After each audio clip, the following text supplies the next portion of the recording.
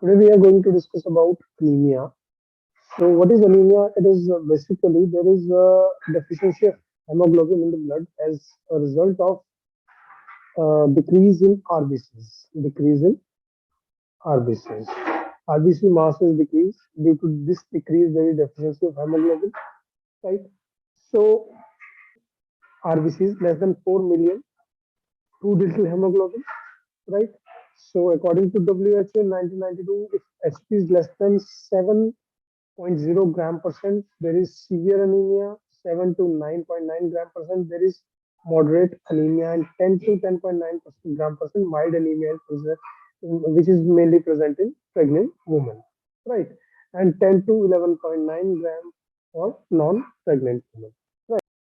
Basically, due to decrease in RBC count, the hemoglobin decrease, and there is reduction in oxygen carrying capacity of the blood. So, degree of change in total volume, the rate of development of two factors associated manifestation of underlying disorder. Right, these two factors. Right. So now classification of anemia based on the underlying mechanism. This is due to blood loss. It may be acute and chronic. Right. So acute may be due to trauma, any accidental case, or chronic.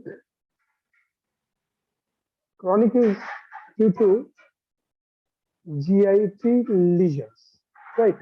Hookworm infection, or mainly due to gynecological disorders.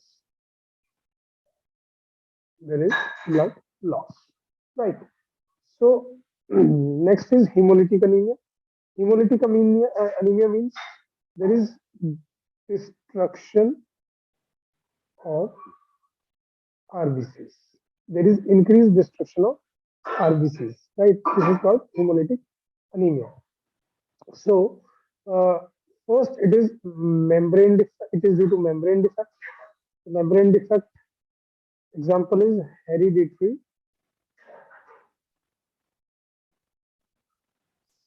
spherocytosis, right? And next is due to enzyme defect, which is G6PD deficiency anemia.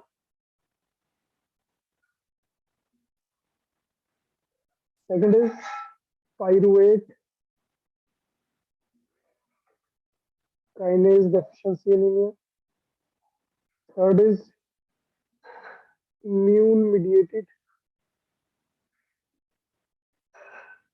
anemia. Fourth is hemoglobin related anemia. So everybody knows hemoglobin has two chains, two alpha chains and two beta chains, right? So it is of two types hemoglobin,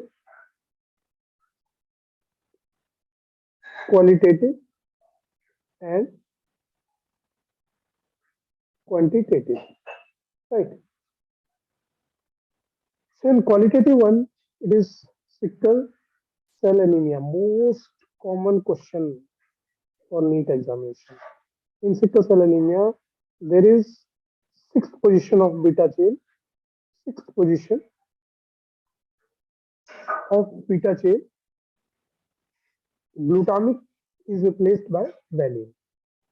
Glutamic is replaced by valine. Remember this. Very, very, very important. Right. In case of quantitative one, thalassemia. If alpha chain is affected, then it is alpha thalassemia. If beta chain is affected, then it is beta thalassemia. Right. Then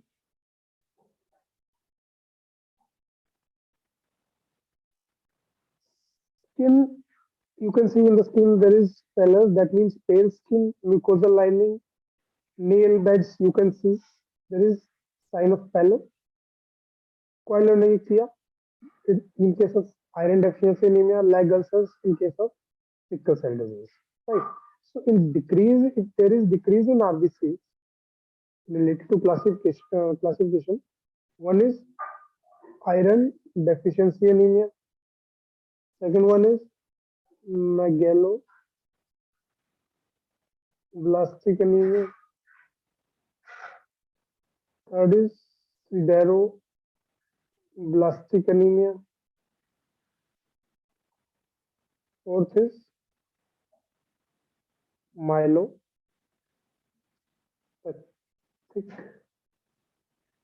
anemia. Right. Next classification is according to morphological classification. It is mainly depend upon MCV. So in case of normocytic anemia, it is MCV is, here you can see clearly, MCV is 88 to 96. In case of macrocytic, it is more than 100. And in case of microcytic, it is less than 80. So in case of microcytic anemia, iron deficiency anemia, sideroblastic anemia,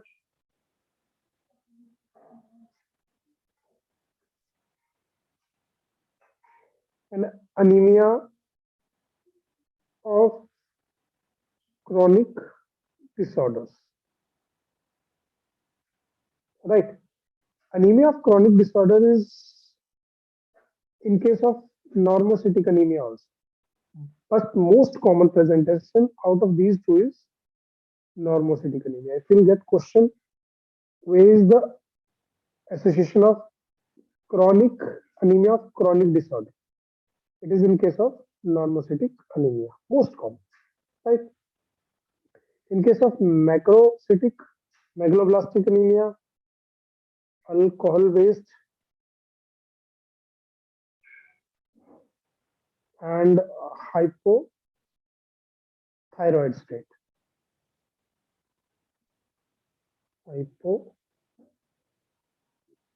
Hypothyroid state, secondary to liver disease, right?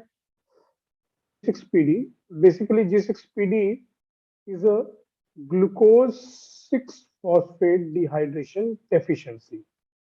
So first of all, we'll discuss about what is it. It is X-linked recessive disorder, right?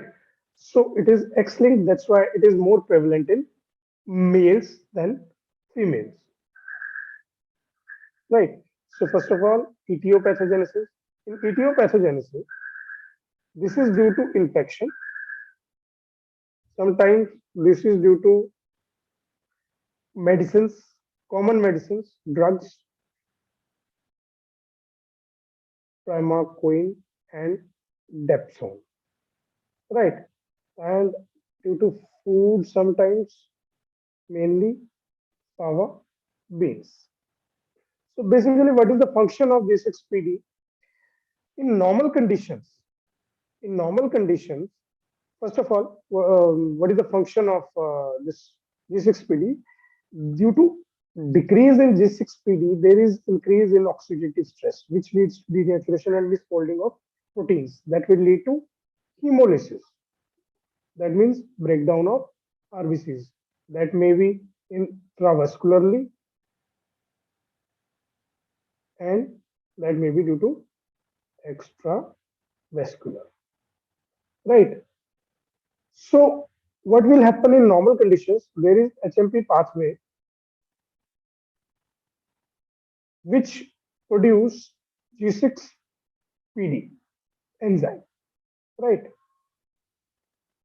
Now G6PD enzyme converts NADP to NADPH. Right. Which which occur as a reducing agent. So what it reduces, this it reduces glutathione.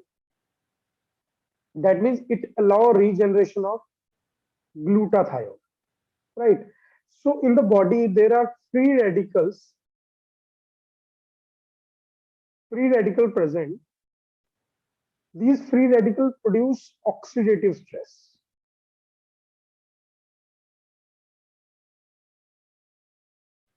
which will lead to hemolysis, as I have already said. Right. So this glutathione neutralize these oxidants. This glutathione neutralizes these oxidants. That means it will help RBCs to survive. If this is absent, there are free radicals, increase in oxidative stress that will lead to hemolysis. Right. So lack of G6PD leads to hemolysis during oxidative stress, infection, medication, power beams. And this oxidative stress will lead to hinge bodies. What is hinge bodies? It is denatured hemoglobin, right? You will get sometimes question. What is hinge bodies? Basically, it is denaturation. This is basically the biochemistry of summary of biochemistry. As I have already told you, try to understand this with all the theory which I have already told you. So in peripheral smear, you will see the RBCs like this. So basically invisible RBCs, right? Invisible RBCs because of hinge bodies, because of denatured hemoglobin. Earlier concept was macrophages eats RBCs, right? So the symptoms are person with this condition do not display any signs of disease until their RBCs are exposed to certain chemical in food or medicine or stress. Symptoms are more common in men and may include dark urine, enlarged spleen, fatigue, pallor, rapid heart rate, shortness of breath, and jaundice, yellow skin color. Right. So, what are hinge bodies? It is denatured hemoglobin. So, how do we get about hinge bodies? So, we have to stain. We have to use stains. So, stain which is useful is supra vital stain. In this, you can see crystal violet. In this, you can use crystal violet stain. So, clinical features, if hinge bodies are present, there is episodic hemolysis, right? And there is no chronic, no, just remember, no chronic hemolysis, right?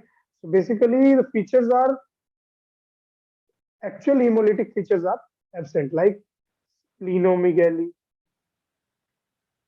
and cholelithiasis are absent.